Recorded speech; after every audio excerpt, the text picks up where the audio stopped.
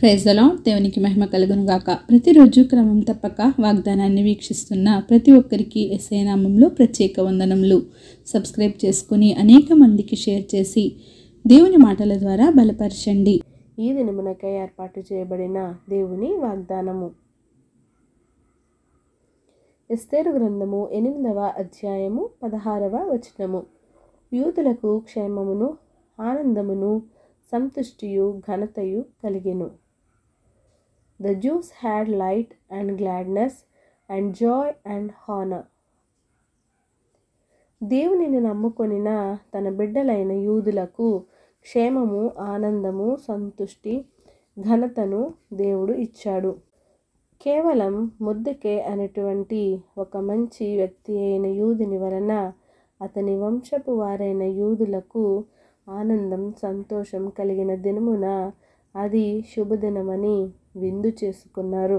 అసలు ఈ మొర్దెకై అనే యూదుడు రాజగుమ్మములో కూర్చుని ఉండేవాడు. ప్రతిదినము అంతఃపురము యొక్క ఆవరణం ఎదుట తిరుగుచూ కనబడేవాడు. అలా అంతఃపురంలోకి కూడా అడుగు పెట్ట వీలు లేని మొర్దెకై ఒకనాడు ఊదా వర్ణమును, తెలుపు వర్ణమును గల రాజవస్త్రమును, బంగారపు పెద్ద కిరీటమును, అవిసనాలతో చేయబడిన ధూమ్రవర్ణము గల వస్త్రములను ధరించుకొనిన వాడై రాజసముఖములో ఉండెను. ఇంత గొప్ప ఘనత దేవుడు మొర్దెకైకి ఎందుకు అనుగ్రహించాడు? అసలు మొర్దెకై ఎవరు?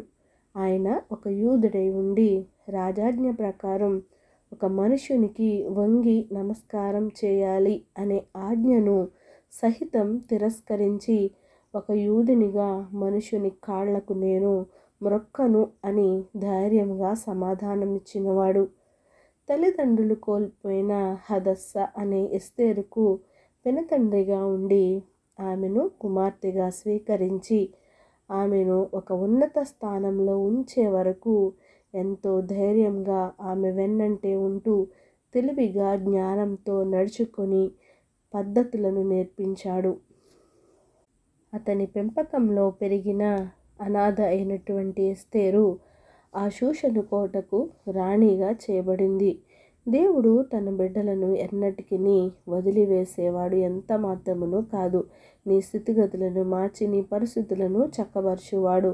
నీవు ఆయనను కలిగి ఉంటే నీ జీవితంలో క్షేమం, ఆనందం, సంతోషం, ఘనత అన్నింటినీ దేవుడు నీకు అనుగ్రహించువాడై ఉన్నాడు.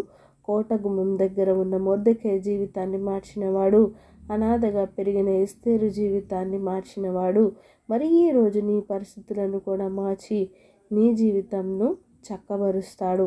ఆమెన్. చిన్ని ప్రార్థన. సకల ఆశీర్వాదాలకు కారణభూతుడైన మా ప్రియ పరలోకపు తండ్రి, విరిచిన వాగ్దానంకే వందనాలు దేవా. ఎవరైతే ఈ వాక్యాన్ని విన్నారో వినిన వాక్య ప్రకారం వారి జీవితాన్ని సరిచేసుకొని నాయన నీకు ఇష్టమైన బిడ్డలుగా వారి జీవితాన్ని కొనసాగించువారిగా ఉంచండి దేవా. ప్రార్థన అవస్థ కోరిన ప్రతి ఒక్క బిడ్డని సమయంలో జ్ఞాపకం చేసుకోండి. వారి అవసరతలను, అక్కరతలను సమస్తమును ఎరిగిన దేవుడవు నాయన. సమయానుకూలంగా వారి అవసరతలను తీర్చండి. సమస్త ఘనత, మహిమ, ప్రభావమును మీరే ఆరోపించుకుంటారని యేసుక్రీస్తు పరిశుద్ధ నామమున ప్రార్థించి అడిగి వేడుకొనుచున్నాను మా తండ్రి. ఆమెన్.